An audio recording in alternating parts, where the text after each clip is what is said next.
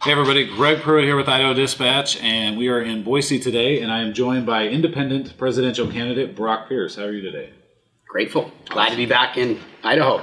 This is the best state in the country, just so you know. Second time on the campaign, and we just, I think, made an agreement that I'll be back again in December. Okay. Well, that would be after the campaign, so we'll get into that here in a little bit. But so I think for the people that don't know you, what I wanted to do first was kind of have you introduce yourself a little bit, why you're running for president, and then we'll get into some policy positions which are important to Idaho, and we'll kind of go from there. So for those that don't know you, and I know we'll probably Google you and research you after, can you tell us a little bit about yourself and your history, family situation, and then why you decided to run for president of the United States? Yeah, so I'm from Minnesota originally, and I grew up as an actor. And like a lot of kids from Minnesota, I played hockey. And so I booked a role in my first movie called Mighty Ducks, where I played young Gordon Bombay, or Emilio Estevez, the kind of the opening of the movie. Okay. That led to me moving to California to continue my acting career, where I went on to star in a number of movies. I think the most notable or relevant is this movie called First Kid, where I played the son of the President of the United States of America, and Sinbad was my Secret Service agent. Bill Clinton and Sonny Bono had cameos in the film. And I actually got to spend a little bit of time in the Oval Office, the actual Oval Office, at 14. Oh, okay. And at the age of 16, having been the byproduct of the first generation of kids with computers and internet, I recognized that technology was going to change the world. And so I quit acting at the height of my career to go become a technology entrepreneur. I started my first company in 1997. We raised $88 million to build what you would think of as YouTube and Netflix and Hulu. We were too early. And when the internet bubble burst in the year 2000, we failed like 99 out of 100 other things. Yeah. And so that was my, from the ages of 10 to 20. Then I recognized that virtual reality and virtual worlds and digital currency was going to be an interesting trend. And so I spent my 20s focused on that. I built up a supply chain of about 400,000 people that played video games professionally to mine digital currencies that I sold all over the world.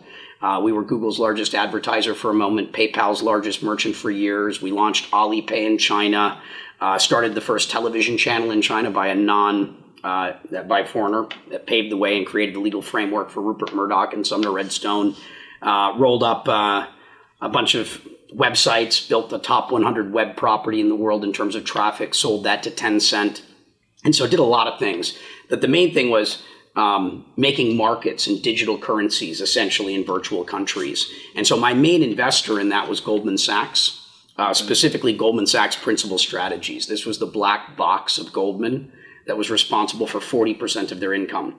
When they saw that I was managing essentially economic systems more complex than that of the world, they were like, okay, I was the first ever private investment that group made. That's back when I was 25. So did a bunch of stuff and call it the virtual world. And we tested a lot of economic theories because you can't really test economic theories in the analog world. The risks of something going wrong are too great. Yeah. But you can test these things in virtual countries, which is why so many professors got tenured, by hanging out with us. Because this is where essentially the real innovation in economic thinking was occurring. And so then I spent the last decade trying to take some of these lessons, these ideas, and roll them out in the analog world. So I'm the chairman of the Bitcoin Foundation, founding board member, chairman of the Master Coin Foundation, where we invented the ICO, this whole sort of new form of, call it capital formation, created the US digital dollar. That system is doing $10 trillion a year, probably the most important invention in monetary systems since fiat. Governments all over the world are using that framework to use technology to enhance their currency. China, in particular, has just rolled out the Chinese digital yuan using essentially this framework. Big deal. We can get into policy on that. Started the first venture capital firm in the space. We're on Fund 5 that funded all the main companies in that space. Started the first bank in the country that was banking that industry. A lot of stuff. I'm not going to bore you, but a ton of stuff focused on innovation. Most of the things that I've done in my life are things that no one had ever done before. The things when I would say, this is what I'm going to do, people would be like, that's impossible. I'm like, it's only impossible because someone hasn't done it yet. watch. Okay. And so that's what I've done. And so I moved to Puerto Rico about 3 years ago because I wanted to see, how I could be of service. And specifically, it was the part of the United States that was struggling the most. Okay. And so I moved there right after Hurricane Maria during the biggest blackout in U.S. history. And so I've been very involved in philanthropy, very involved in supporting innovation, startup ecosystems, everything you can do. Actually, one of the deals that I've done just got announced, I think, an hour ago, but moved the top coconut water sort of entrepreneur and zero waste company just announced their financing from me and that they're relocating to Puerto Rico to help build out the coconut water industry. Agriculture is a big deal. The Dominican Republic produces more food than they consume.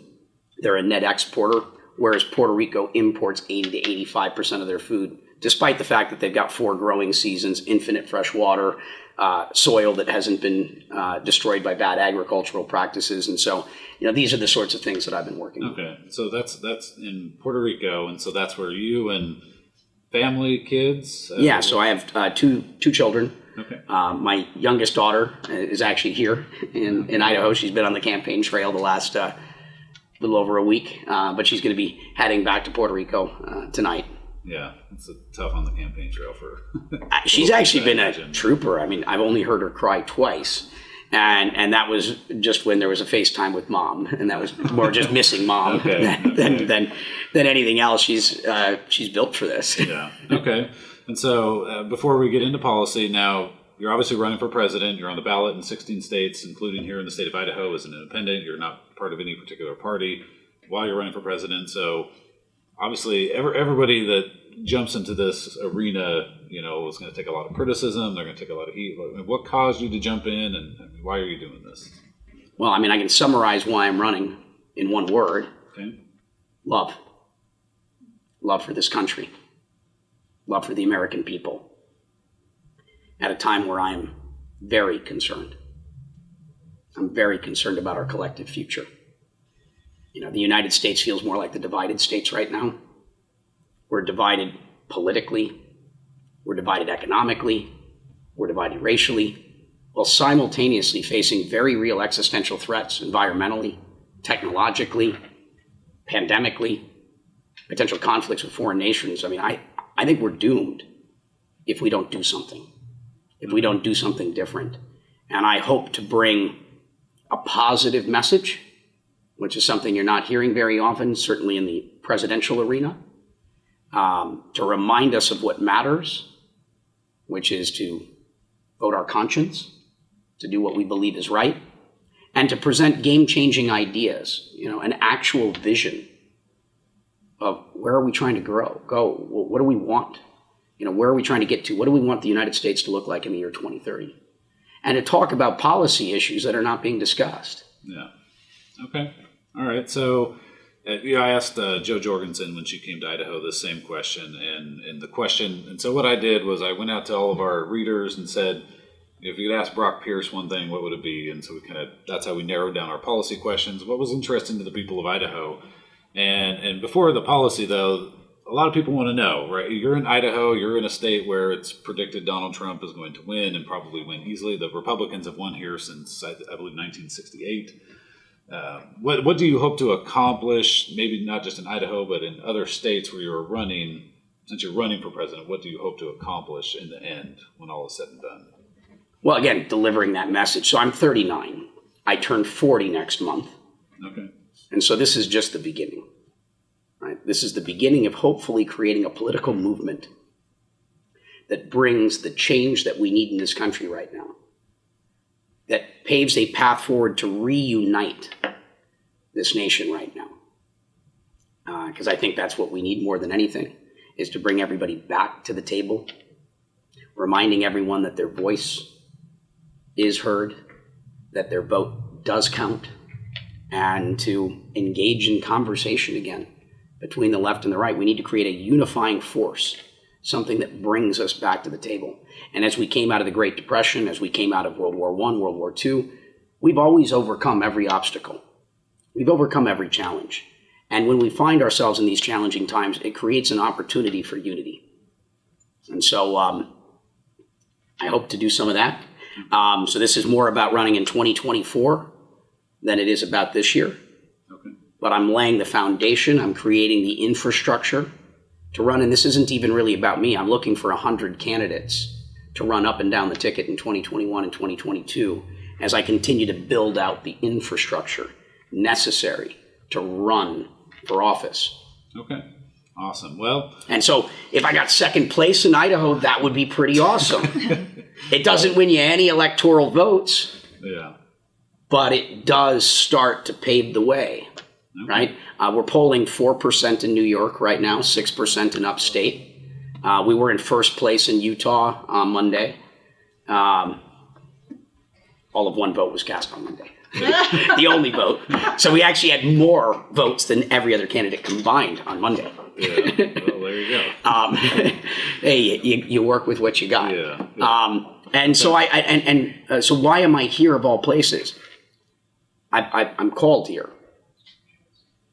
I just I'm going with the flow, and something is happening in Colorado, Wyoming, Utah, and Idaho. Something interesting is happening here. I've been meeting with state legislators, and I think there's good things going to happen here. I think good things coming. All right. Well, let's get into the nitty-gritty now. All right. Policies. All right. So there's a number of policies I think that in a lot of conservative states are very important to a lot of voters, and so we're going to tackle some of those. We'll get into some of the policies that you're passionate about. Sure thing. And so let's start off with two in particular. Number one, the Second Amendment, okay, and firearms. There's a movement by some people to eliminate the ability to own an AR-15 or an AK-47 or a 30-round magazine or certain types of weapons and magazines and ammunition and that kind of stuff. Under Brock Pierce's presidency, what type of policies do you think you would push on the Second Amendment issues? Well, I'm a supporter of the Second Amendment, okay. First and foremost. And I understand, I think, where most of this conversation is ultimately coming from. It's coming from what's been happening in our schools, right? When someone walks in to a school and starts shooting kids, that's alarming and concerning. And it should be concerning to all of us. And so the question is, how do we prevent these sorts of things from happening? I think that's really the most important issue. And then people are talking about, I think this is the answer or that's the answer. Okay. And I think that that's probably the main thing that's driving that. I grew up in Minnesota. My dad was on the local board of Ducks Unlimited. So I grew up, from a family of hunters. So I'm a supporter of the Second Amendment. I'm also, I understand what's happening with technology. We have 3D printing technology right now. You can print a gun for $300 from your home. So the idea that we're going to be able to, that's the reality of where we are today. Okay. Technologies, you're going to be printing guns probably in 2 years for $100. Okay. So, but specifically on those particular items, you have either a personal belief or a belief that you would, if a bill lands on your desk as president to ban, a modern sporting rifle like the AR-15, is that something you would sign or? Probably not. Okay. All right. So you mentioned schools and talking about school shootings, and that has obviously been a very big concern for a lot of Americans on both sides of the political spectrum. Like you said, I think we all agree on this. I think the solution to it might be where disputes are, but I can't believe that there's anyone in this country that doesn't agree on protecting our kids. I think everybody does, and like you said, it's probably the solution that people disagree on. So one solution that is a hot topic here in Idaho that some people are in favor of, some people oppose, is what is commonly called extreme risk protection orders or red flag laws. Do you know what a red flag law is? Are you aware of that term? The red flag law. Yeah, so basically a red flag law is essentially, I believe my neighbor or somebody in my family might be a potential threat to themselves or others, and I go to a judge, and the judge says, sure, go ahead. And so the police go to this person's home. They haven't had a trial. They're not arrested. They're not charged, and the police confiscate their firearms, and that's that until they go to court and prove themselves innocent. That's called a red flag law. Is that something you think is a good solution, a bad solution, or potentially you could say I don't know at this time, or well, yeah, I mean, I'm very comfortable as someone running for political office saying I don't know. Okay. I don't have the answer. Let me get back to you on that. I think that more of our politicians should be doing that. Okay. Believing that we have an answer to everything is part of the problem, because people are essentially shooting from the hip, pun intended, rather than being thoughtful. Okay. And so I mean, I have a problem with it in general. The idea that there's no due process, right?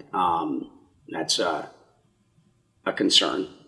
I guess what I'd want to understand is under what circumstances, like I'd love a little more specificity. Okay. If someone's calling up and saying, hey, this person just said they're going to be going to the school in the morning to do X, Y, or Z, that might be a very different circumstance, right? If someone's just saying, I'm concerned, this person has some guns, I think a little more specificity is kind of important. Okay. Yeah, and that would be a difference in the law. If you're making a direct threat, you're now committing a crime where there's no actual crime under a red flag law that has been committed, and that's a really big debate in the Second Amendment community and here in the state of Idaho. So, okay, no, fair enough. Well, I mean, that's the details matter. More details. So, all right. What exactly happened? Yeah. Okay.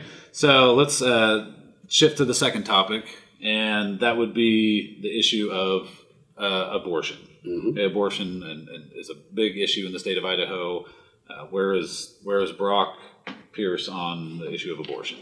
Yeah, so I'm personally pro-life. I believe that all life is sacred. Now, I also have a problem as a man telling a woman what to do with her reproductive rights. I ultimately believe it's a woman's choice. And pray that people don't find themselves in that situation as much as possible. Okay, so the government should have no... So what about late-term abortion, for instance? That's been a hot topic. I don't support that. If you are going to make that very difficult decision and have an abortion, you should be able to make it before the third trimester. I think... you should have made that decision pretty early on, and I don't believe that there are, unless it's a medical risk to the mother's life, I don't see any circumstance where that's needed. Okay. So another hot topic that has been going on recently is the relationship between the people and the police department and how that relates to groups like Black Lives Matter. Where are you on police reform, Black Lives Matter, the riots that have been occurring across the country? Where do you come down on that? I believe in law and order. I believe that law and order is the foundation of any well-functioning society, first and foremost. So I support our police and our first responders. I don't believe in defunding the police, though I do believe that reform is needed. What happened, I'm from Minnesota, what happened with George Floyd is not an isolated incident. This is something that's been happening, and reform is needed. What does that reform look like? Well, our police probably need different and better training, probably more frequent training. We need to fire bad cops.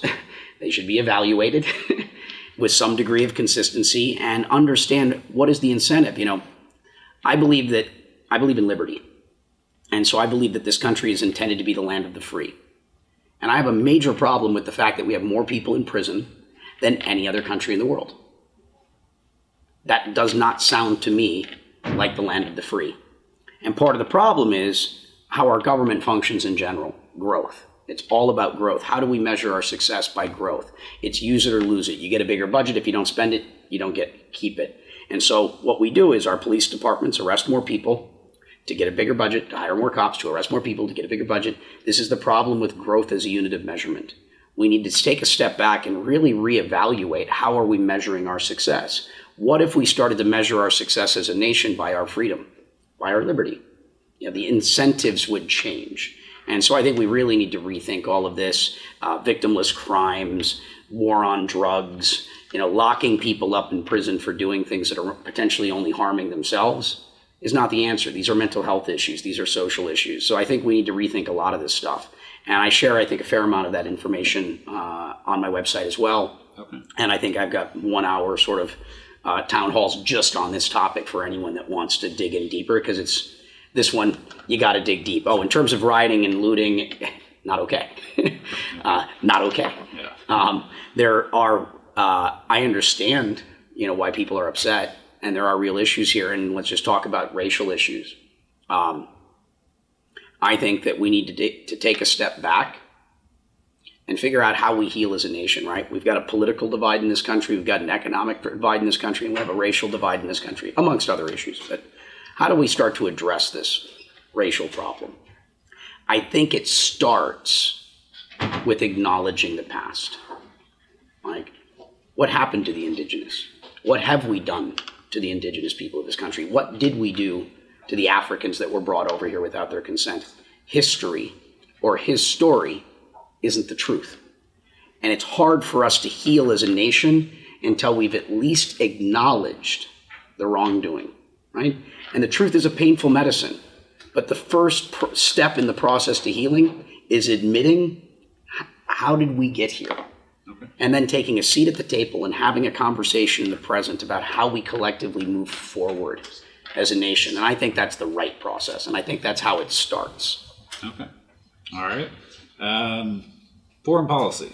There's a movement. I know the Democrats and the Republicans have both been talking about bringing the troops home from Afghanistan, Iraq, and those types of places. What is your kind of foreign policy stance on maybe specifically U.S. soldiers being overseas? Do we need some of them overseas? Do we need to bring them all home? Where do you stand there? I think the goal is to bring them all home, unless there's some very specific reason why they need to be where they are. But I don't think the answer is bring them all home tomorrow. I think that you have, on a case-by-case or basis, we need to take a look at each of these situations and understand, why are we there? Is this continuing to serve the purpose? And make sure that when we bring those troops home, that we're doing it in a thoughtful way. We don't want to leave a vacuum and leave things worse off. I mean, we have to be thoughtful. We have to leave gracefully, mindfully, thoughtfully. Take one example, Guantanamo Bay, Cuba. Yeah, let's end that right now. And let's end the embargo with Cuba while we're at it. Okay. And so I think that you have to look at every one of these situations and make sure that we're doing it in a thoughtful and a mindful way. But I think the overall objective, is to bring everyone home. But let's make sure we do it in the right way. Okay. So one more policy question from me, and then I wanted to ask, one of whatever your favorite one is, and we'll go from there. And the last one would be on healthcare. Healthcare costs are, through the roof in this country, and it's again, this is another thing where I think everybody agrees that healthcare is expensive and something needs to be done about it. And there's two different solutions. One solution is, do we move in a free market route, or do we move more towards universal health care and Obamacare, expand Obamacare, Medicaid for all, whatever it is, or do you have some idea in the middle that you support?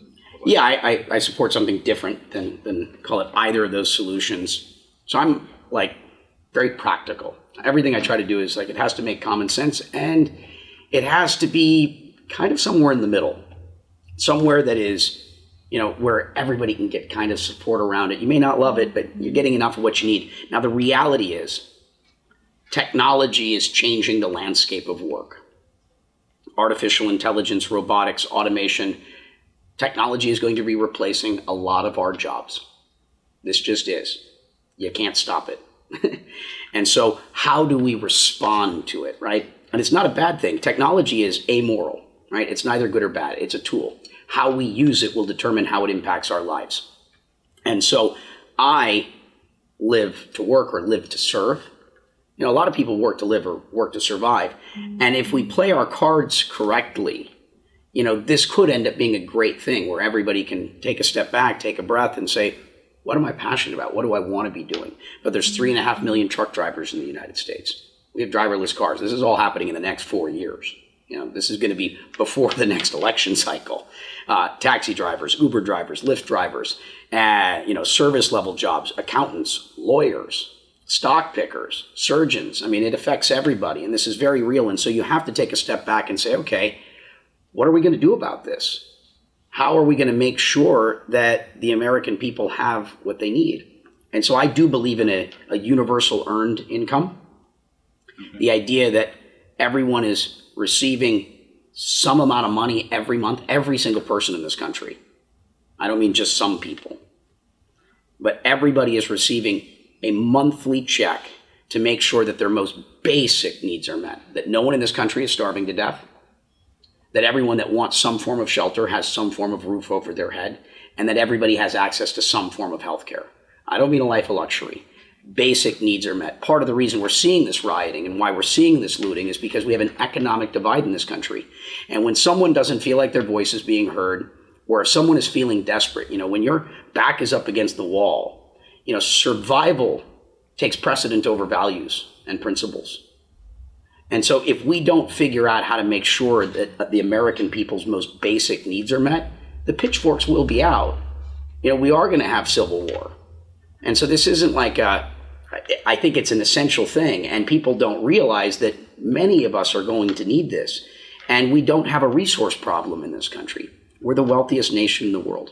We have a resource allocation problem, an efficiency problem, an accountability problem, an administrative problem. We have a bunch of issues, and you don't have to increase taxes to do this. You just have to do some restructuring and fix things that are broken. The idea of unemployment. If you go get a job, you stop getting a check. That's a perverse incentive that encourages some people not to go get a job. Yeah. Welfare. We've created a welfare class in this country, and that's not serving them either. We've created a lot of the wrong incentives. And so these are just things to start thinking about, but this is something we're going to have to do as a nation, or we're going to have problems. And technology is going to make it so. And it could be a very good thing if we do this correctly. And so healthcare, we need something. The current solution that I think in the immediate term is probably a single payer model, where we're giving Americans access to healthcare, but then you're still choosing through the free markets your provider, so that the market is providing efficiency. I don't think the government can run that program very well. The government doesn't have a track record of it, but it's a system that's broken, which means this is one of those things that the government should be doing. Okay. And I also think that businesses shouldn't be. Remember, businesses providing insurance is a byproduct of World War II. It didn't really exist before that, and it hasn't worked. And as a small business person, as someone that builds companies out of nothing, I know how difficult it is to figure out what product and service you want to provide, making that product, employing the people to deliver that product. Small businesses shouldn't be burdened with having to figure out how to take care of the healthcare needs of their employees. It hasn't worked. All the systems we've used have failed. This is one of those things where I think the government does have to get involved. Okay. And that is facilitating a free market solution. Okay. But funding it. Okay. All right. So what is Brock Pierce's what are you doing that's different than all the other presidential candidates? What's the one issue you're on the road saying, I can do this for the country, and this is why you should vote for me? Well, I'd say one of the things that you're not going to hear talked about by anyone is the U.S. dollar. The U.S. dollar is the foundation of our nation. It is the foundation of our nation's economy. The U.S. dollar's reserve status in the world adds about $20 to $30 trillion to our economy. If something were to happen to that, it would have a major negative impact on all of our lives, all of our businesses, and all of our institutions. And I'm sorry to tell you, but the U.S. dollar's status in the world is at risk. It is under threat. At risk because of bad fiscal policy and the national debt that is eroding trust and faith and confidence in it. And as I said earlier, I created the U.S. digital dollar. It's doing $10 trillion a year in transactional volume. Governments around the world are using that infrastructure to use technology to enhance their currency. The Chinese government and the Chinese digital yuan is very real. And I'm probably better equipped to address this issue than maybe anyone on earth. Okay. That's a bold statement. It's probably true, and I'd like someone to try and challenge that. And I think it matters, and you're not going to hear anyone talk about it. You're not even hearing about like the national debt and fiscal policy anymore. mean, that used to be a Republican issue, that was brought up in every election cycle. And it's a very real issue. So these are things that you're not going to hear about. Another thing, I just want to take a step back. This isn't directly policy, but I think this is important for us to understand. This country has measured its success by growth. We talked about this. Growth as a unit of measurement has a couple of problems. One is it assumes that we have infinite resources, which we do not have. If you didn't like what was going on here, you used to move further west. All the land's been taken, so now to grow, we have to take from each other, which is what's creating a lot of the conflict. For me to win, you have to lose, because we're just trying to continue to grow for growth's sake. Another problem with growth is it doesn't distinguish or differentiate between positive and negative growth. The American people being sick creates growth. Forest fires create growth. Hurricanes create growth. Locking up a lot of people in prison creates growth. All of these things create growth. But is that the type of growth that we want to incentivize? As a systems designer, as someone that studies systems, I understand that what you incentivize is what you ultimately get. It is kind of that simple. And so I think we need to step back and reevaluate how we measure our success and how we hold our government to account. The founders of this nation had a very powerful intention, that being life, liberty, and the pursuit of happiness. What if we started to measure our success by life? Did you know life expectancy is in decline in this country, despite all the advancements in medicine, science, and technology? What if we started to measure our success by life expectancy? Policy, everything would start to change. Our air would become cleaner. Our water would become cleaner. Our food would become less toxic. We'd start to have real wealth, which is our health. Liberty, what if we started to measure our success by our freedom? We wouldn't have more people locked in prison and all these other things. And lastly, happiness. What if we started to measure our success by happiness? Other countries are doing this already.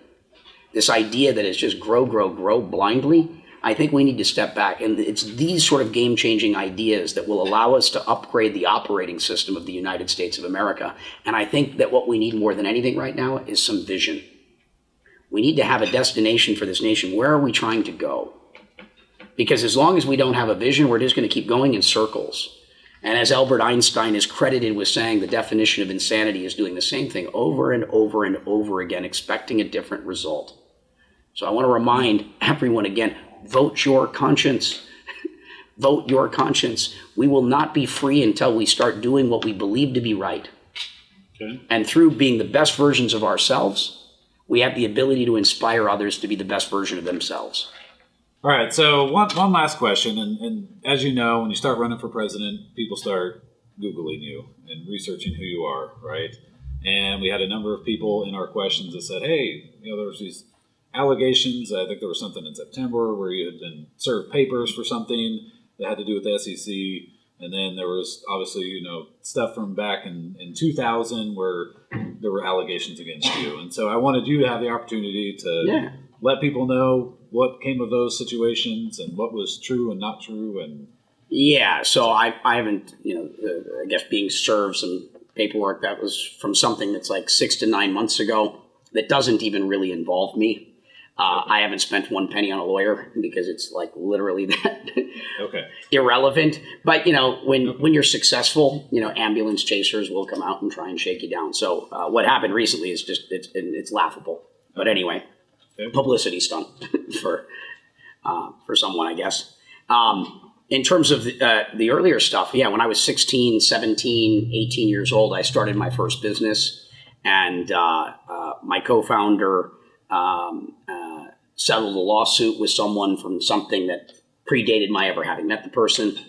And then 2 people at the time asked if I wanted to be part of a lawsuit to sue my co-founder. And I said no. And so they chose to add me to the lawsuit and make me a defendant. They filed a lawsuit. All 3 of those plaintiffs dismissed their cases and personally apologized to me. So, I mean, there's not much there. You can go to my website and you can read, 200 pages of stuff. It's all there. But the basis of it is my co-founder had a Me Too movement.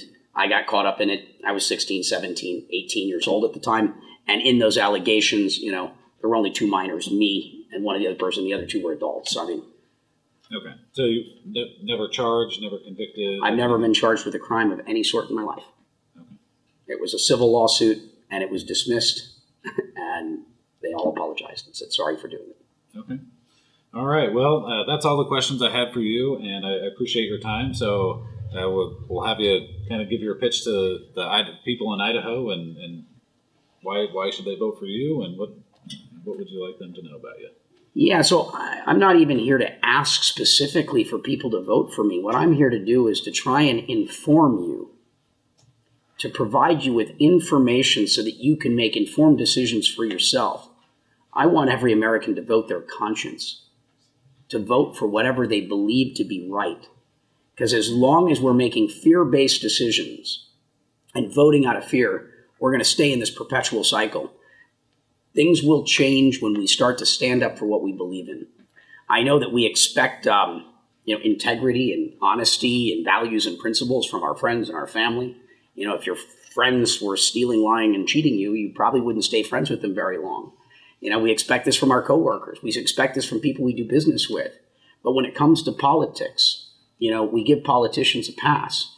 Someone can literally be on a stage calling someone a racist and then endorsing them a week later. It's hypocrisy. We don't allow that in our lives. So why do we allow that in politics? This is the system that governs over us. It should not be held to the lowest bar with it's just politics. No, it should be held to the highest bar. This is one of the reasons I'm running for office. I'm here in service. I'm not interested in money. I'm not interested in power. I'm showing up because I care. And because I'm a doer and I've done incredible things over and over and over again. I've consistently been able to see into the future, predict it, and been there as it happened. And I think I can make a difference. I think that I actually have ideas that could make a difference. Because I know we can do better. I know we can do better. I have faith in us. And I'm grateful for the opportunity to be here in Idaho. I love the fact that I'm the first name on your ballot. And whatever happens here in this election cycle, I am here for the future. I think it's time to make some real change in this country. I think it's time for something independent to emerge, something that is inclusive of all of us. And I'm going to be back, I guess, to see how I can be helpful. Forget whatever happens in this political race. I've committed to helping your legislators think through things that will help bring investment, jobs, high-paying jobs, high-skilled jobs here to Idaho. And I look forward to that. Awesome. Whatever happens in the election. So if people want to learn more about you, donate to your campaign, or get involved in your campaign, where do they go? You can find me on pretty much every social media channel, but our website is www.brock, BROCK.vote, brock.vote, or brockthevote.com. All right, sir. Well, we appreciate your time. We appreciate you coming to the state of Idaho, and good luck to you. Thank you. Thank you.